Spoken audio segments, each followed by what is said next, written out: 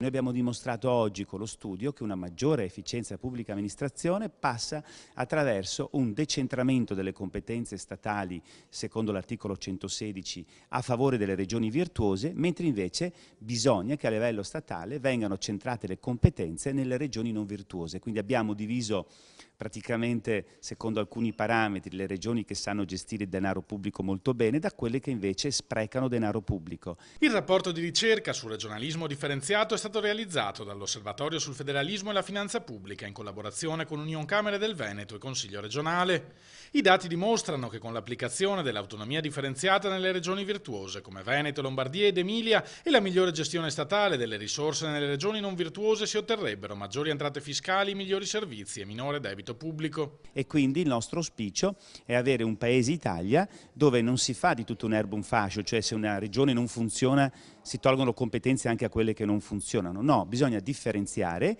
e quindi le regioni che non funzionano, tutela dello Stato, quelle che funzionano devono avere il più possibile di autonomia e quindi il maggiore decentramento possibile. Applicando lo schema di governo con autonomie regionali differenziate per l'Italia, secondo lo studio si otterrebbero benefici pari a oltre 10 miliardi di euro all'anno, 5,8 di aumento di PIL e 4,4 risparmiati grazie alla tutela centrale nelle regioni non virtuose. Ricentralizzare come quello che sta facendo questo governo è assolutamente antistorico, è fuori da ogni logica, è anche contro le dinamiche europee che in questo momento invece vedono tanti stati che stanno portando verso il decentramento maggiori risorse e competenze e anche appunto autonomia maggiore. Quindi